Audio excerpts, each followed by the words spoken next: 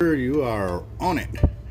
Hey, what's up, guys? This is Team Hard Life Captain Alberto Zertuche, and I've got one of our customers, Siticas, right here. It's a 2000E.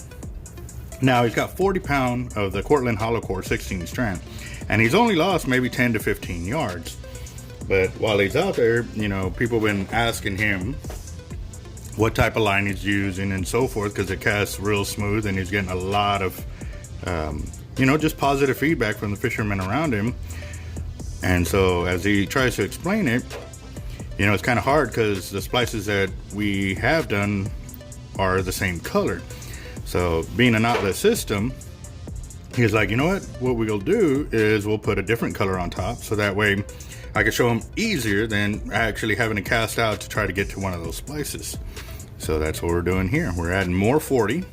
And this is the proper way to do it, and this is part of the spooling library knowledge that we're putting out there. By using hollow core braid, you're actually going to be maintaining your line capacity, 1. 2, when you do replace line at the top, your inner line stays brand new.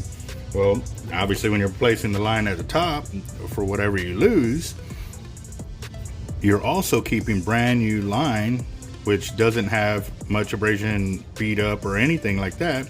Granted, this line lasts a good while, but still, you still got to maintain your line on top, especially if that's the part that's hitting the jetties, hitting the rocks, hitting the piers. It's going to get abrased. It's not 100%, abrasion resistant. But at 80% is better than, not maintaining it or keeping an eye on it. So, gotta bite. I think I got a lot of stress on my mind. It's a nice day to go. Yeah, I gotta line. I'ma call up the whole team.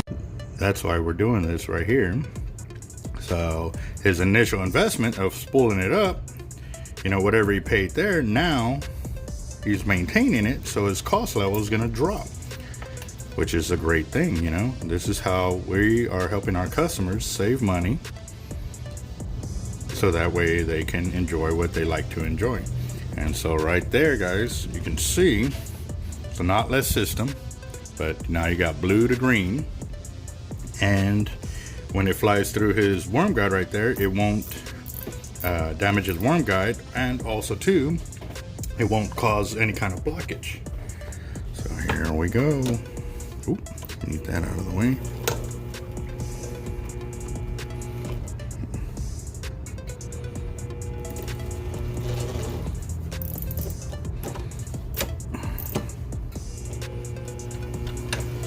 Let's see. Oh, I didn't tighten this one.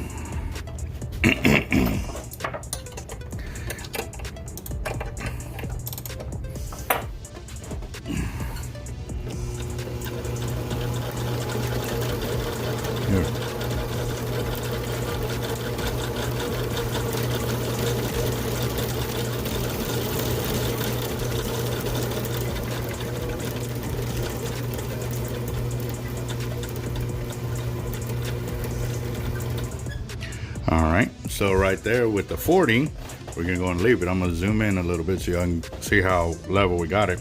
And we got it right to the edge of the spool there, so that way as he casts out, the same thing as with bigger reels, you don't want a whole spool filled up because it still needs room to breathe as it casts out.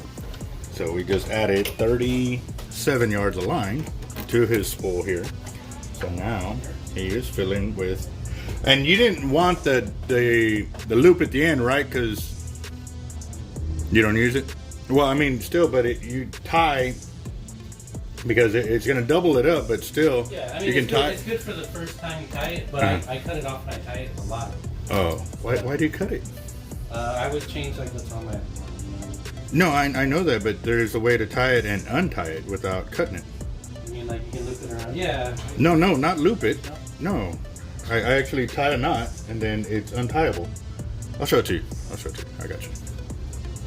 So that way you'll never lose this unless you actually break off. I didn't know how to tie it. Okay, I'll show you. I tie it and then I cut it and then I tie it again. Uh-huh. So it's like It's awesome for the first time, and then like I just have to end up cutting it, and then I lose that little. Yeah, and then and eventually you're all the way through it. Yeah. All right, I got you, boss.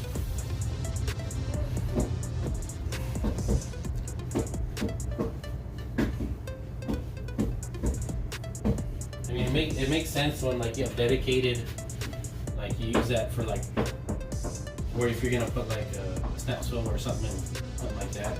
Well, if you're gonna leave it on there, then the loop would be perfect. Yeah. But if you're gonna be taking it on and off, I learned that loop idea was a bad idea. So I posted it to the channel. You know, don't do it, because what ends up happening, you pick at one spot because it's always at the center. But if you put it on with the tiger paw and leave it, oh, it's strong. I mean, like, you don't have to worry about it. But the knot I'm going to show you, you can untie it and keep going with it. So, and actually, guys, I'll go ahead and show y'all too. Oh, that's funny. All right, guys. So to do this knot, you're going to insert your line through your swivel of whatever leader you're going to be using. You're going to take your tag line around your main line 4 times. 1, 2, 3, 4. Now, the big thing is a lot of people try to do that around the main line 4 times, but they leave the swivel alone. You got to hold the swivel so that way it does not spin. Or you use the swivel to spin, but you're going to have to do it twice. Because if you think about it, you're only doing a 180 turn. That was only a half turn, so you have to go 2 times to make a full 360. Now, once you open it up, you insert your tag line right through there, and then you cinch down your line right here. And that's what I fought many of my big tigers on and everything else. Now, here's the beauty of it. At the end of the day, or when you want to switch out, you just put your nail right here by the swivel where it meets the braid, and you pinch it right there and wiggle it back and forth. What you're doing is you're actually backing off the knot. And you can see right there, that line is the tag line that went through. So you just pull it in reverse. Right there, pull it out. And then you're done. Now you can reuse your knot and keep reusing it without having to tie it up. So there you go. Food for thought.